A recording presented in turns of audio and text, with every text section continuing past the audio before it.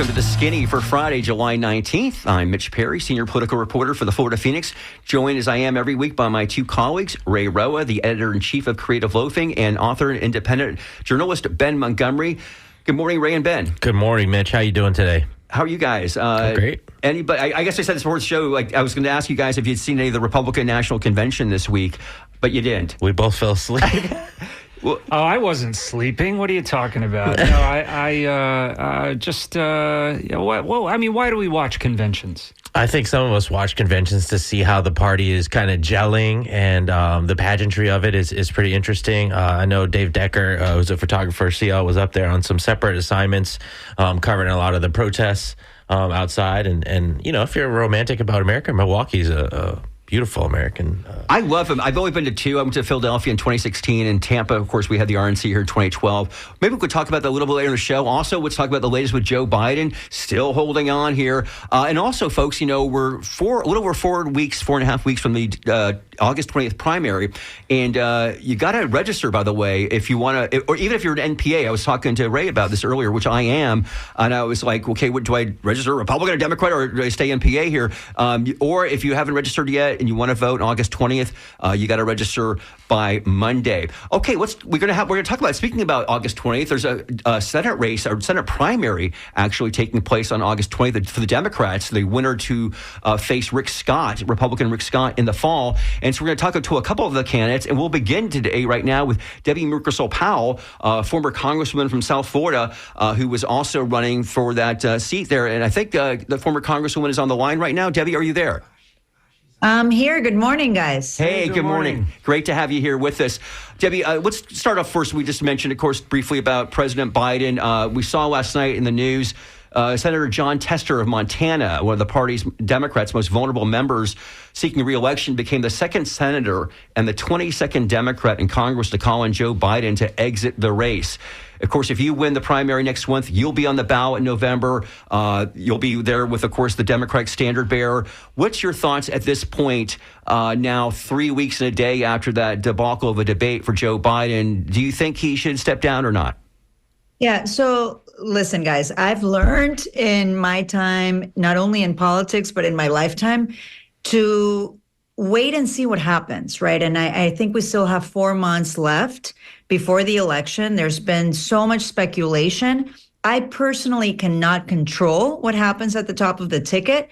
I will support the Democratic nominee, and I think that we all saw what we saw in that debate. And a lot of people have concerns, and they're real concerns. I've talked to a lot of people here that have asked me questions about the future of the party. But at the end of the day, we have to come together, unify the party, because at this point, the stakes for this election are so large. We're talking about protecting the Department of Education. We're talking about protecting women's rights. We're talking about making sure that our democracy stays intact so that we can ensure a future where every American can enjoy the freedoms that I have enjoyed being able to come to this country. And so I'm looking at it from a much larger scale, and I will be ready to support whatever decision the president makes. It's up to him. And I personally, regardless of the concerns that other people may have or that I may have, it's going to be up to him. And if he remains in the ticket, I'm fully supporting the president. Now, Debbie Mukersel Powell, you know, of course, we're coming less than a week since former President Donald Trump survived an assassination attempt in Pennsylvania. And so wanted to talk to you about this because I know that gun violence is something you talk a lot about on the campaign trail. You also used to work for Giffords, the gun safety group that was named after former Congresswoman Gabby Giffords, who, of course, survived an assassination attempt over a decade ago. You tweeted on Monday this past week regarding that attempted assassination Donald Trump. Quote, "One thing became clear on Saturday. No one is safe in our country from gun violence, not even the former president. This is the moment to have this conversation about how we build a nation free of this violence for the future of our families here and across the country." But I got to say, former Congresswoman Debbie Mukersel Powell, doesn't seem like we're having that conversation. That's exactly right. And last night, I didn't watch the entire speech from the former president, but I was hoping that he would have talked about that incredibly violent attempt against his life on Saturday in a different way. I was expecting him to recognize that we are living in a country where the gun violence epidemic is rattling our nation, and we continue to see gun violence take the lives of our children away every single day, and community violence here in our state of Florida. We have seen an increase in mass shootings in the state of Florida because they passed this permitless carry bill. Last year, the legislature passed a bill that allows now almost anybody to carry a loaded weapon in public, concealed, but in public without a permit, without a license, without training. And again, last night, he almost dismissed it and even poked jokes at what happened to him. And I can tell you, as someone that has survived gun violence, as someone that has lived through it, when I lost my father when I was 24 years old to gun violence, as someone that has been having these conversations with so many families here in the state of Florida who have lost their loved ones, it was at the very least insulting to the issue. This only happens in America. We cannot continue to accept this as if it's something normal. What we saw on Saturday is that even at an event like a political rally for the former president, where there was Secret Service members, where there were police officers, a crazy criminal can get a hold of a gun, an AR-15, and shoot and kill anyone. Why are we not having that conversation? That is the centerpiece of what happened on Saturday. Everyone should feel safe to go out, and whether it's holding a political rally, whether it's going to school, to church, to the supermarket, people should be feeling safe in America. And the issue is the lax gun laws that we continue to see across the country, allowing almost anyone to be able to have access to these weapons, and it has to stop. So what would you do about that? Oh, the first thing, and I'm very clear when I travel the state, and people agree with me, the first thing we need to do is finally pass at the federal level a universal background check bill. This is most Americans support this bill, and it would close some of those loopholes. We have gun shows here in Miami and in other parts of the state where people go in and purchase a weapon without a background check. That is something that is happening right here in the state of Florida. We shouldn't allow people that have criminal backgrounds to be able to purchase weapons. This has nothing to do with the Second Amendment. That's all disinformation used by the gun lobby because it's to their benefit and to their profits for people to be able to just buy these weapons. We have seen a high rate of gun trafficking, of people coming to Florida, buying these weapons and then leaving the state, taking them to Haiti, taking them to other countries, taking them to other states. We have to put the public safety above politics and above the gun lobby. So I would start with that. We have many bills that when I was in Congress, we tried to pass. One of them is Ethan's Law. And it's such a simple bill, Mitch, Ben, and Ray. It would require people that own guns to safely store these weapons so that children don't have easy access to them, so that we reduce the number of accidents in homes when children find these weapons that most of the time are loaded. And then there are accidents where it either costs their lives or their siblings' lives. We hear these stories every single day.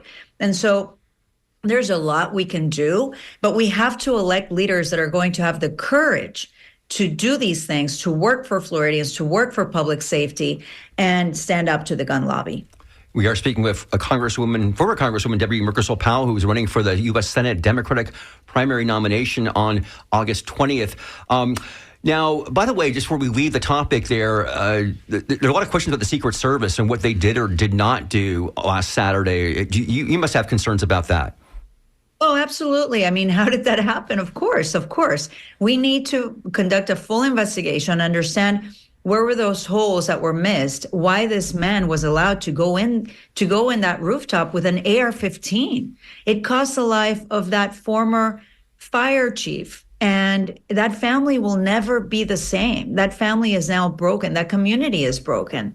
And so we need to understand what were the holes, what is it that our law enforcement officers missed, but at the same time recognize that these are dangerous times. We have seen heightened political violence, heightened gun violence, and even law enforcement officers have that challenge of being able to react quickly to reduce that violence. And so, yes, I support any sort of investigation into the events of Saturday so that we try and prevent something like this happening again, whether at a political rally or any other public venue. Now, of course, you hope to be running against Rick Scott in the fall. Scott campaign, of course, has been tough on you. Frequently in their press releases, they don't use your name, but they call you the, quote, socialist candidate.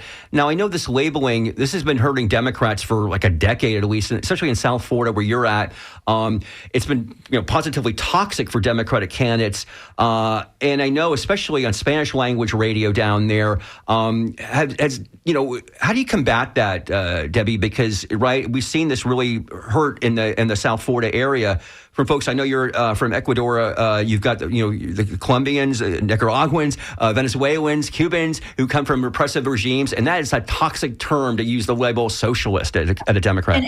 And it's insulting, and you can see the desperation on Rick Scott in trying to attack me because he has nothing else to use against me. How dare he insult my mother, who left a country in Ecuador that we lived under a military dictatorship. I have family living in Venezuela, and they're using that pain, that trauma to use in Latino communities to stoke fear just for political votes. The man has been in government for 14 years. The man has been in the Senate for 6 years. He's done nothing to stop the dictatorships in Cuba, in Venezuela. Actually, he has propped them up by supporting Russia, by voting against our allies. It's Russia that continues to prop up Diaz-Canel and Maduro in Venezuela.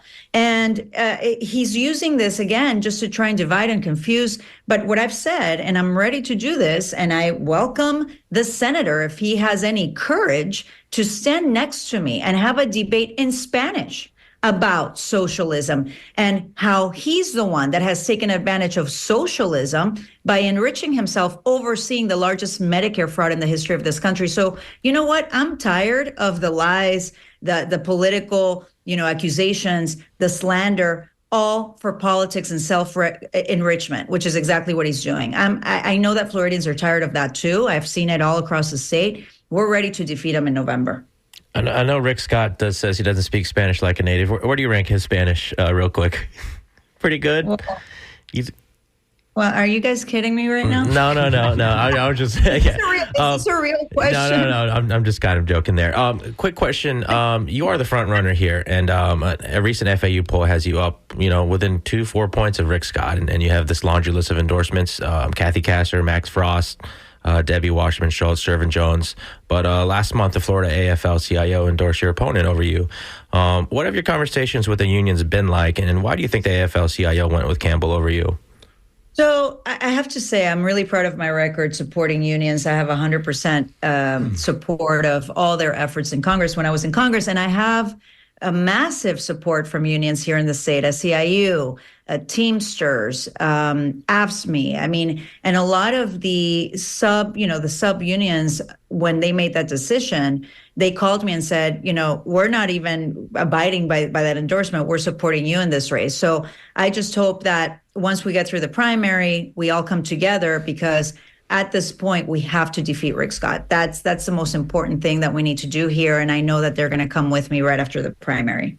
I think we saw this. I saw the headline. I don't know if Joe Biden came out this week and talked about endorsing some reforms to the U.S. Supreme Court. I want to ask you, Debbie, do you support some type of reform? It's been bandied about, perhaps, term limits, or maybe putting like we have in Florida for justices, mandatory retirement age.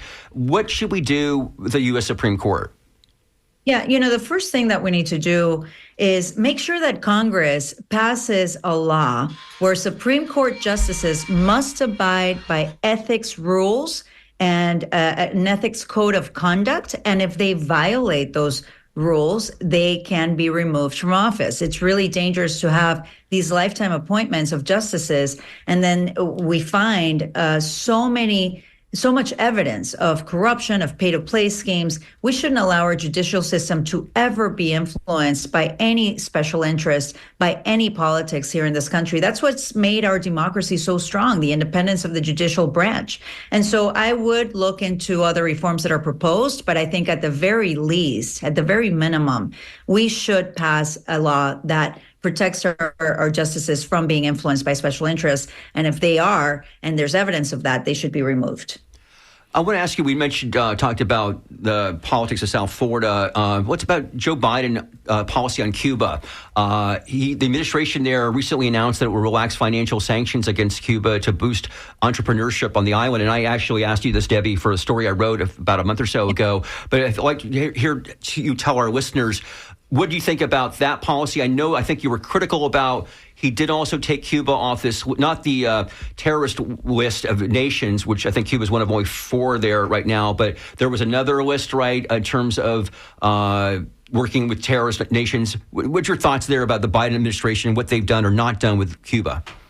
Yeah, so I was very frustrated with the Biden administration for doing that. They shouldn't have removed Cuba from the list of nations that does not cooperate with terrorist nations, because we've seen that they do, and they continue to have a very close and tight relationship with Russia, for example, and they're one of our top adversaries here that's threatening our national security and that continue to prop up that dictatorial regime. The other bill that when you and I talked about it, look, we need to figure out ways to support the Cuban people.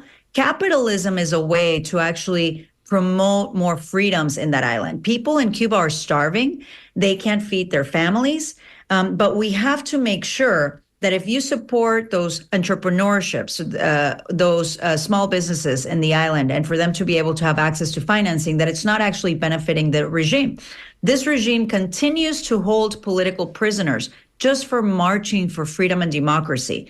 A lot of those prisoners, over 600 prisoners that have not been released, some of them are minors under the age of 18, and they did not commit any crime except marching in the streets, asking for freedom, libertad, patria y vida. That's what they were marching for. And so we need to put pressure on that regime, release political prisoners, ensure that none of that financing is used by the dictatorial regime to oppress their people, but supporting directly small businesses. So there are ways that we can support Cubans, because at the end of the day, you can't fight for freedom if your family's starving. And that's what we all need to take a look at. But again, Rick Scott, these other politicians that have been in office for years, they've done nothing. I mean, what have they done except just, talk a tough talk, use these tough words, but then they don't do anything. You have to go to the Senate, take responsibility for the work that you're doing, for the people that you represent. And of course, the Cuban issue is huge here in South Florida. We have a huge Cuban diaspora. The island is only 90 miles away from our coast. And so take that job seriously. Look at ways that we can continue to support the Cuban people so that eventually they can have free and fair elections and change the regime. The seat flipped from Democrat to Republican in 2018 when Scott beat a guy who I always thought was a very popular senator, Bill Nelson. And since then, Republicans have handily won a number of statewide elections. In 2022, Marco Rubio won re-election by double digits. What is the message that you're trying to get out that will reestablish a Democrat in this seat? So one of the things that is clear to me and that I have felt also is that regardless of partisan politics, we have to come together and work to elect someone that's really going to work on all these issues, right? The affordability crisis, lowering property insurance rates, making sure that we protect the Affordable Care Act. So many Floridians, more than 4 million Floridians, get their health care through the ACA, and Rick Scott wants to repeal it. Making sure that we invest in resiliency. We are facing stronger and stronger storms in our coasts here in the state of Florida. And what do we have? We have Rick Scott siding with big oil, voting against any sort of funding that would come to our communities so that we build stronger structures so that we can lower carbon emissions and deal with the impacts of climate change. And so those are issues that really unify everyone, whether you're living in Tallahassee, Jacksonville, or Key West. And I think that that's really resonating. My campaign is bringing together people from all sides of the political aisle, whether Republicans, Democrats, Independents. I was in the Panhandle last week, and I had a lot of conversations with Republicans. Some of them will vote for Trump, for Donald Trump at the top of the ticket, but they were very open to hearing what I had to say on how we can deal with the affordability crisis that we're facing here in Florida. Let's remember, the property insurance crisis began under Rick Scott when he was governor. He gave over $53 million of money that was meant to go to citizens, a public option here for the state, to his campaign donors and his friends, to these private insurance companies. And so we need to make sure that we have leaders that are called by public service, not by enrichment. And that's what Rick Scott has been doing. He's now the wealthiest senator in the U.S. Senate in Washington, D.C. He's desperate to go back there and continue the self-enrichment scheme that he has had for over 14 years, using government for his own gain. It's time to put Floridians, families, their issues above politics and above self-enrichment. Debbie, I assume you watched some of the RNC this past week?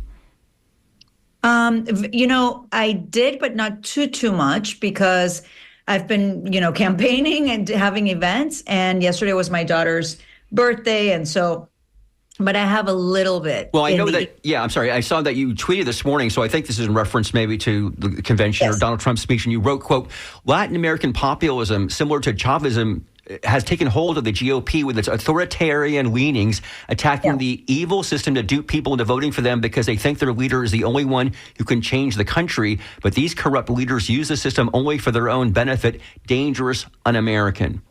Yeah, that was me. That's what I woke up thinking, because I watched, a little bit of, I started watching when he started speaking. And at the beginning, I was thinking, okay, I think that this could be a good speech to unify the country. And then he went off script and he went on and on and on. And having left Latin America, it's exactly what it sounds like when you have these populist leaders. They use some of their charisma to appeal to the masses. They blame the current regime. They say that they're the only ones that can bring change. They're the only ones that can make everybody's life better. They use democracy. They use the electoral system to win. Then they use the system to enrich themselves. They use it just for themselves. And it's broken in Latin America. This type of populism with, like I said, authoritarian leanings has broken the social, economic, and political institutions in our countries. That's exactly what happened in Venezuela in the 90s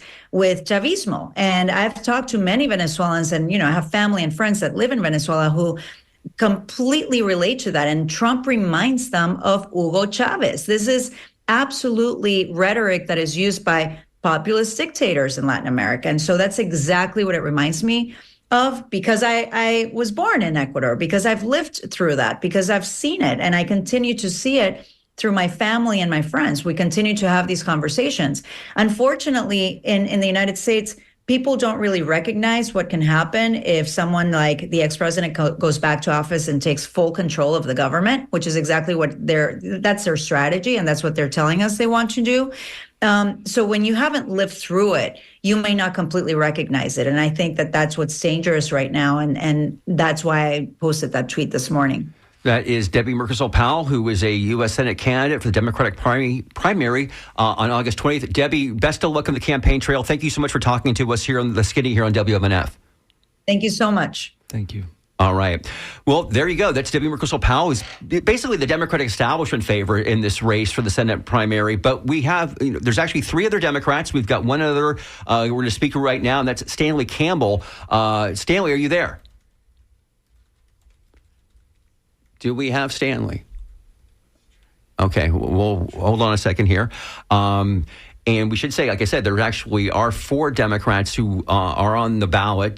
Brian Rush, who's a former state representative, and I don't have the last other guy's name here, but we'll try to get them on too, by the way. Because we, definitely want to give equal time to all. Rick Scott, and actually I've been trying to, okay, Stanley, are you there? I am here. How are you doing? Hey, good morning, Stanley. Thank you so much for joining us here on WMNF. So, hey, how's it going on this campaign trail? You, as Ray mentioned a few minutes ago, you did get this major endorsement from the AFL-CIO a few weeks ago, which really, I think surprised some people because Debbie Mucarsel-Powell has been basically endorsed by a lot of other members of Congress and seems to be, like I said, kind of the establishment favorite.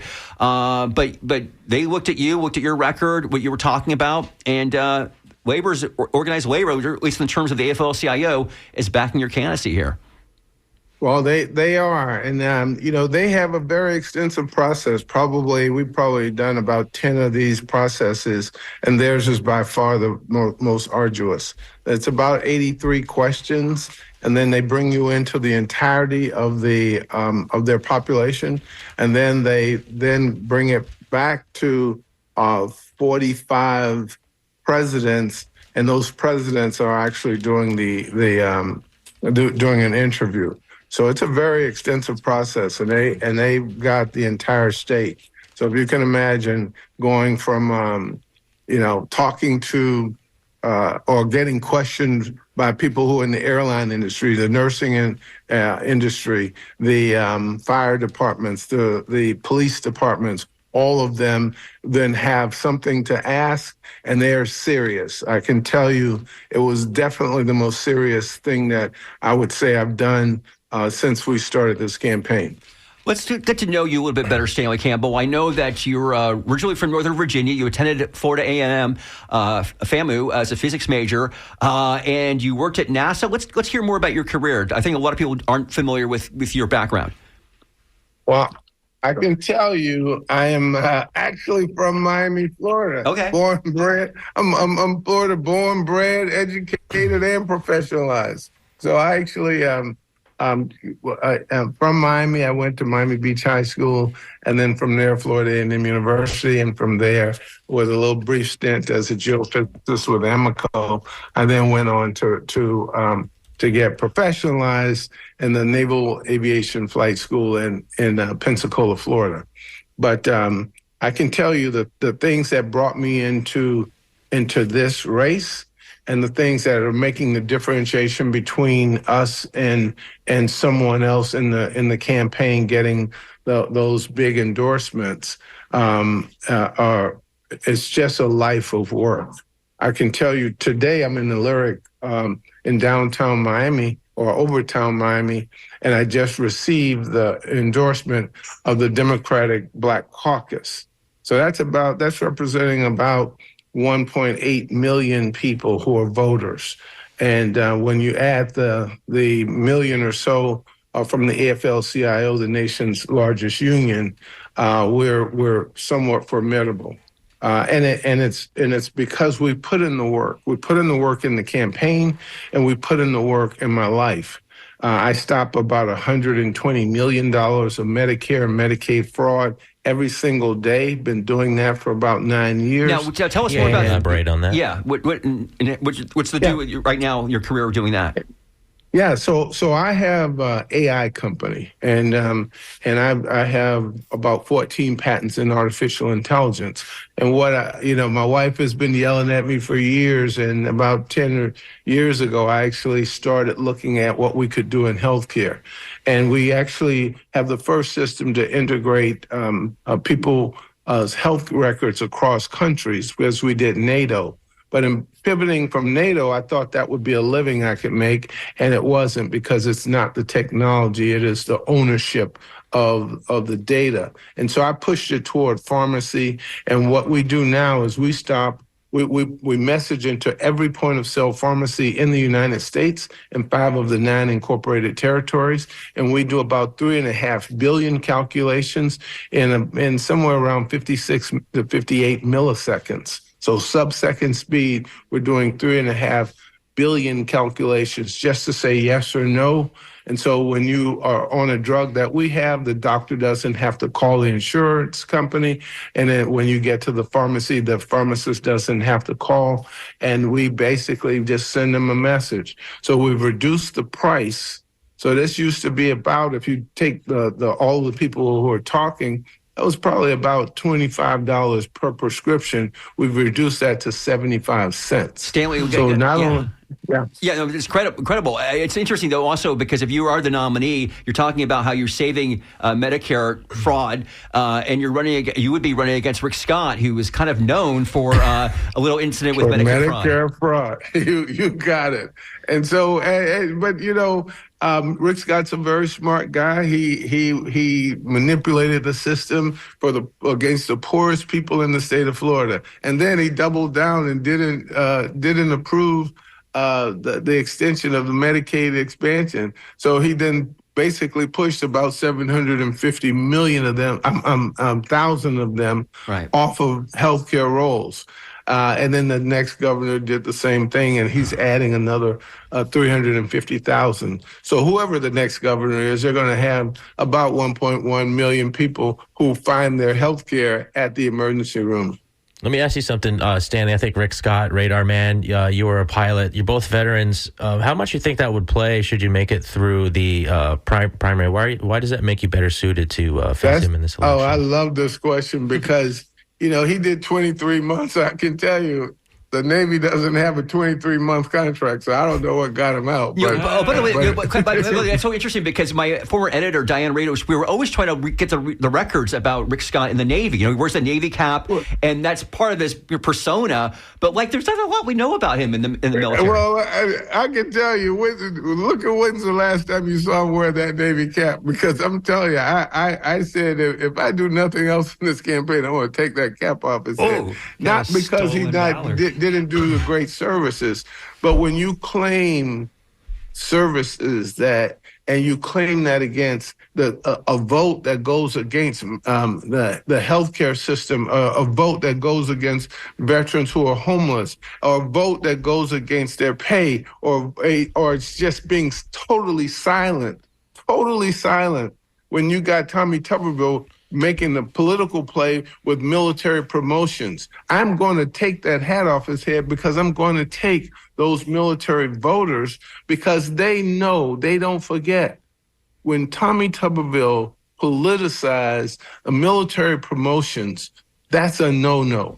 We only ask, as soldier, sailor, airmen, Marines, and guardsmen, we ask for two things from our military from our civilian leadership: pay and promotions. And we salute whoever is elected, and we move out about our business. He basically violated both of those two fundamental things. In the military, we will not forget. I can assure you. And in the state of Florida, we have 1.5 million people who are not in service, who are veterans. And then we have the largest, we have over 140,000 active duty veterans, and that's larger than the country of Canada. So we are going to be formidable. He won 68% of them in the last election and won by 10,000 votes. I'm going to win about 69% of them, if not more. And that's going to be a 300,000 person win in this election when I run up against him. Now, again, we're talking to Stanley Campbell, a Democratic candidate for U.S. Senate in the August 20th primary. To get to Rick Scott, of course, you have to win the primary. And, we're talking to Debbie Merkersol-Powell, who, no surprise, I mean, I don't know, do you believe that, there's the heavy hand as the Democratic Party is favoring her in this race at all? Or what do you think about that? Well, they are heavy-handed, I can assure you. When they set the president up on what they did with that was even double-handed. They took their thumb off the scale. Right. Joe Biden was in Tampa a couple of months ago, and Debbie was allowed to speak before then, along with Kathy Castro and some other folks. Yeah. And I was standing 10 feet away. Right. And I flew him when he ran his first campaign, when he was Senator Biden, and he said that right there. But I'm going to tell you, I also worked intelligence, so I kind of had a feeling something like that was going to happen. So I had a camera guy sitting there. He took a picture from my back shoulder going across my face up to the stage on both of them, and then I got the youngest political reporter in the state of Florida, and had her story beat out everybody, the entire White House press corps. So they went from talking about abortions, which I'm basically better suited to discuss because I got 5 medical doctors on staff, and then the conversation was, what did just happen, and how could you do that in a primary? And so I let the president off the hook, but I can tell you, I don't know that I can forget the Democratic Party and how heavy-handed, because in the next week, we get down to the Democratic convention, and they don't even recognize my wife, who is the senior most person in the room. She is with the Biden-Harris administration, and she is the largest fiduciary in the nation's history. She had $5.2 trillion.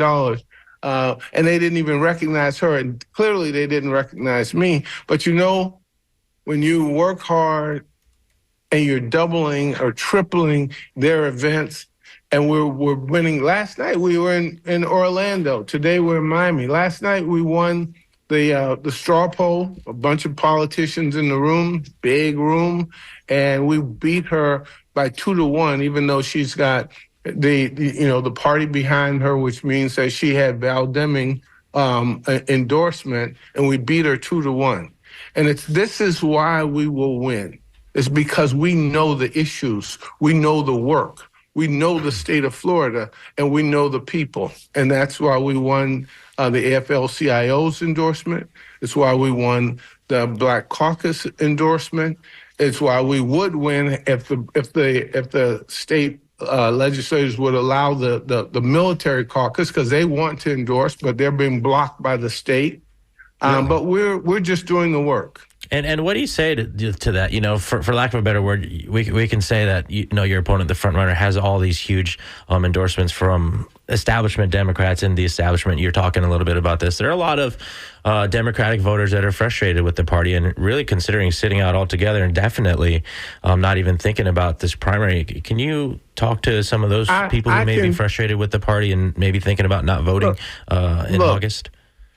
Our vote, I used to fly Reverend Jackson when I was flying. I flew him through both his campaigns, and he used to have this saying that, the rod and thy staff. Well, he used to say, if you drop your rod, it turns into the snake and it'll bite you.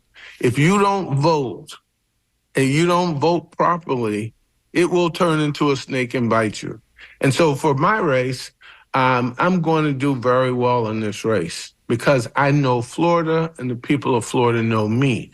I know the issues, and the people know that I know the issues, because I took 3 months just to listen to them, as opposed to just collecting money from them. Look at those endorsements closely, though. If they are not associated with the party, they're from out of state. And so when Chuck Schumer is trying to shove Debbie down all of our throats, we have to ask the question, why? And so when the White House says this is our person, we have to ask the question, why?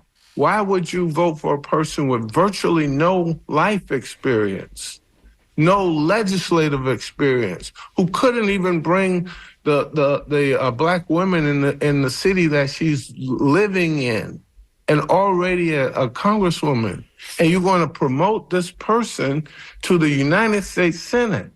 That is a big, big ask for the people of Florida. Stanley, and so I just give them the chance to ask the question. Again, we're speaking with Stanley Campbell. He is running against Amy Mukersel-Powell in the Democratic primary for Senate here in Florida. We asked this of Debbie at the beginning of the show. Let's ask you, Joe Biden. Last night, John Tester from Montana became the second U.S. Senator, Democrat, to say he thinks Biden should not run. He should step down. We've got, I think, over 20 members of the House of Representatives, Democrats, who say the same thing. People are talking about having Kamala Harris perhaps be the standard bearer. This is big time. Stanley Campbell, Donald Trump has got a lot of support. The party, the Republican Party, seems unified right now. Democrats are in disarray. What do you say about what Biden should do? So, I know Senator Tester. When I mentioned the the Comprehensive Addiction and Recovery Act. He was the other senator with the Republican senator out of New Orleans, Senator Cassidy, who was also Dr. Cassidy, and we worked that bill. And I respect him. Probably he's in my top 2 in the entire United States Senate. But on this particular case, I have to disagree with Senator Tester, and the reason why, because I understand the process and the principle. I've gone to probably 4 Democratic conventions and 2 Republican conventions. And I can tell you, it is a very, very difficult thing. You cannot fly the airplane when you don't even have a plan on how to build a replacement plane. We've got to fly this one all the way through. I think from what I saw last night, that the president is well suited to beat Donald Trump. They looked very organized. Part of their conversation sounded very novel and calming, but we know who he is. We know his background. We know his history, and we know the president. A few stumbles in an articulated environment with a person who stutters by nature. Stuttering is not just what comes out of your mouth, it's what's happening in your head. And so when you now put that together, who do you choose to vote for? Now, I like the vice president. I think she would make a great president. But I tell you, the way we work in the military, we dance with the one that brung us. We leave nobody behind. He can beat this. He can win this race, because the speech that I heard last night had parts of it were eloquent. Parts of it were great. But when you put it all together, it was very discombobulated. It was long, and he probably ad-libbed more than he was actually written.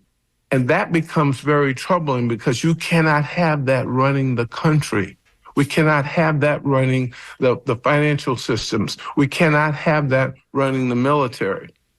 I can definitely assure you that the president is 87 years old. But I can tell you, we have 90-year-olds running very big companies in a very strong way, and he's got the best health care in the world. 81, I think he is actually, but I want to. Yes. I want to hear about your plans for a national disaster insurance program, especially in light of the effects of climate change lately. But before that, I'm wondering, it seems like you've been on the fringes of politics for a long while, but you've never held public office. Why now? Why are you throwing your hat in now? I can tell you, if I wasn't doing this, I'd be building a 766-room hotel. I got plenty of things to do. Yeah. But what I did, I got that luxury and curse of being an Intel person. And in Intel, I was able to kind of look, what were the options if the president lost the election, the current president lost to the former president? What would that look like if a Rick Scott was in place, already having lost the seat to a Trumpster in West Virginia? What would that look like with having the Senate in a dead heat tie, or having the vice president have to break every tie? And so when I looked at it, it did not look good if Rick Scott wins. I'm telling you, we could literally lose our democracy, because this guy's never going to go to jail, or so he thinks, and he will do whatever it takes to stay in office. And so when I look at that, and I listened to his speech last night, and I look at the debate, that tells me that we've got some work to do. And I basically had to get redressed, put myself in, campaign boot camp, and jump into this race, because I know Debbie cannot beat Rick Scott. Debbie cannot bring associated with this election 1 million or so veterans. We start with 1 million, just short of 1 million in deficit as Republican. Right. We will get some people who will be women who come across for women's rights. We will get a few on marijuana. Those will be enough that if I can bring the veterans, which I will, we will beat Rick Scott. Head up, direct, no cheating. And I'm telling you, I can bring the veterans because I've been talking to them. They've been listening. I've been hearing their frustration with the military being popularized and politicized, and they're not satisfied with it. I'm always interested in people who bring new ideas to the table, and it doesn't necessarily strike me as a brand new idea, but can you tell us more about your thoughts on a national disaster insurance program to help defray? Great question. Yeah. So this one is very, very new. So the obviously we have flood insurance, so there's nothing new there. Flood insurance is one of those national systems. But what I'm trying to do, so I worked in the intel world, and a part of when we hit 9/11, we had intelligence go into the National Critical Infrastructure Program. So what that means is that it went into this thing that has about 14 different elements. So let's say your light bill, as an example, not the bill itself, but if we had a catastrophic event that hit the power grid, then the federal government would be the first payer. They would be almost like a first responder. So Florida, no matter what people say in Tallahassee from either side, they cannot fix it because it's not an insurance problem. It is a weather problem, and we cannot move the state. So we have to then look at how many places do we have a common interest. So in hurricanes, if you look at, let's just go to our Western Shore, for example. If it misses us and hits Alabama, it could hit Mississippi, it could hit Louisiana, or it could hit Texas. Now, we know we're going to have them. Last 10 years, we got the highest temperatures in our history, and those temperatures include this year being the hottest of the last 9. Texas just got hit. We know there's 4 more coming in this season alone. So that becomes very critical. So now, if we now have that and we have that shared responsibility, but guess what? We also had fires in California and we had a flood in Iowa, and only 35 people in Iowa had flood insurance. Everybody else is suffering. So those state governments have to put money in place. This governor, this past year, he put about $800 million in, and he put another $200 million and said, this is going to be it. So you're going to get your 10,000.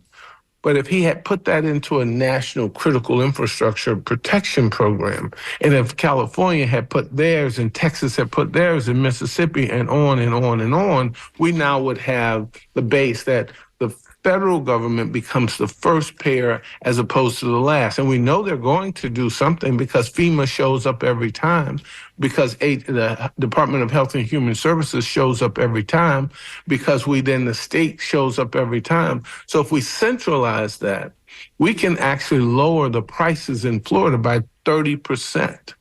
So just think of that, because what has happened is the insurance rates across the nation have normalized. They now have a certain established standard that the federal government becomes now the first payer.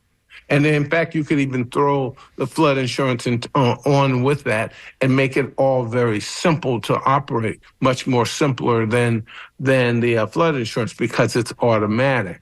And so that becomes the difference in thinking. I just happen to have worked on the critical infrastructure protection program. I did a classified project, and then I did another classified project that, if you look at TSA passenger screening, that was an earlier program. And so I know it very intimately. And it's a very small and very dedicated program. Not a lot of people know it, but I just happen to have that experience. And so I know when we do this, that leveling of the playing field will then have us or help us to then move toward a certain standardization on affordable housing, because now the housing insurance is now stabilized, and we can now move into what is really affordable housing. And think about it just as a young sailor or soldier, airman or Marine who's coming out of the military, and they now can buy a house, but they can't afford to maintain the house. All of that is now in the process. And Stanley, we just got about 3 minutes here. I want to ask you also picked up an endorsement from La Gaceta, the 3-year-old paper here in Tampa, and they mentioned, your campaign so far is largely self-funded, and obviously no one's going to turn down donations, obviously. But do you think that your independent financing of this race is appealing to any voters? I think it's appealing to every voter who is now looking at a Rick Scott who made all of his money, almost 100% from healthcare, and we have one of the biggest bills in the House right now is a bill for Medicare for all. Just think of that. And you support that? We all got. Of course, I support because what that is healthcare for everybody. I literally travel. I spend more flights over England than over Europe than I did over the U.S. because I flew a special mission airplane that kept me over the water. But that being said, all of those countries have socialized medicine. Canada has socialized medicine, and so when you land in Paris, you could have a heart attack or require a transplant, and you don't have to pay one dime. And so we are the richest nation in the world, but we have so many people and entities that stop that. We have doctors who make millions upon billions of dollars. We have companies, insurance companies. We got healthcare companies. We have so many people in the middle of all of those. Hell, I'm in the middle of it with my system, and I stopped Medicare fraud.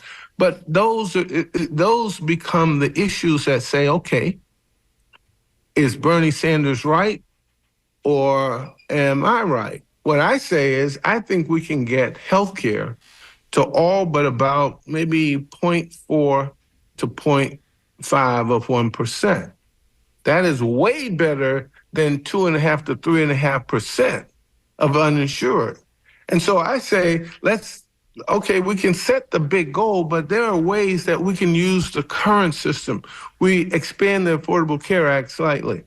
A commercial insurance, Affordable Care Act is a commercial insurance, but if we expand it a little bit, which is what's already happening in Florida anyway, then we get people insurance because you can actually put 100% of the payments in, and the person doesn't have anything to come out of pocket. But that's not enough because what we have to do with veterans health care, with defense healthcare, we get dental work. Stanley, why can't veterans get dental? Excuse me, Stanley. We're going to have to wrap it up here. We're almost out of time here. Really want to thank you for coming on, letting people know about your candidacy, though, and you've got a lot to offer here. So thank you for talking to us here on The Skinny this morning. Well, you guys are the best. I couldn't help it. Well, thank you for having me. Thank you so much. So that StanleyForFlorida.com. StanleyForFlorida.com. There you go. Stanley Campbell, along with Debbie Merkersol-Powell, two of the major candidates. There's a couple other candidates, and we really will make an effort to get them on the next 4 weeks. A couple other things I want to say before we get out of here, guys. I mentioned earlier about the number of members of Congress who've called on Biden to step down. Well, this morning, 4 more members of Congress, and all I'm reading Mariana Sotomayor from the Washington Post, a tweet, all are significant, representing faction in the House Democratic Caucus, a congressional progressive, a black, Hispanic, and new Democratic caucus. She says, I'm told more members are over Biden and expected to go public, while others wait to see if Biden makes an ultimate decision this weekend. Meanwhile, Hakeem Jeffries says Biden is our nominee. He is one of the most accomplished American presidents in history. He has the vision and the track record to make the case. That is significant. That is significant. And also, I saw Jen O'Malley Dillon this morning on Morning Joe a couple hours ago, Biden's campaign manager. He's not stepping down. I don't think if you're waiting this weekend to hear him dropping out, which the momentum seemed to be yesterday, don't think it's going to happen. Also, something that Stanley Campbell mentioned, Florida just now, I'm seeing a tweet, 25,000 voters. The Republican Party of Florida, just 25,000 voters shy of a historic 1 million lead over Democrats. It isn't getting any better for Democrats as we get closer to the August 20th primary and the November 5th election. Whether Stanley Campbell or Debbie Merkersol-Powell, they're going to be major underdogs to Rick Scott. That's just the math. Maybe they can overcome this. We'll see. Donald Trump, of course, leads Joe Biden by most polls in Florida by roughly between 6 to 8 points. So we'll see with that. I did want to, we're almost out of time. I couldn't get a chance to talk with the Republican convention. I do think, actually, even though Trump blew it last night because he had a really moment to really kind of unify the country, and people thought it'd be a kinder, gentler Donald. just did not happen there. But they had, I think, a good party, a good convention throughout. And, Chicago in 4 weeks, the Democrats, it's going to be, maybe it looks like it's going to be Joe. I just don't know how everybody gets all excited if it's Joe Biden, though. I just think about Bernie and AOC holding the bag right now. They're standing around. The progressives are but anyway, we got to go. Thank you so much for listening to The Skinny on WMNF Tampa today. On behalf of myself, Ray Roa, my co-host Ben Montgomery and Mitch Perry, Skip Sassy on the board, Irene Matthews on the phones. Thank you so much for listening to your community-supported, listener-funded community radio station. Joe Allen Schilke is up next with Art in Your Ear. Please stay tuned and have a really good, peaceful weekend.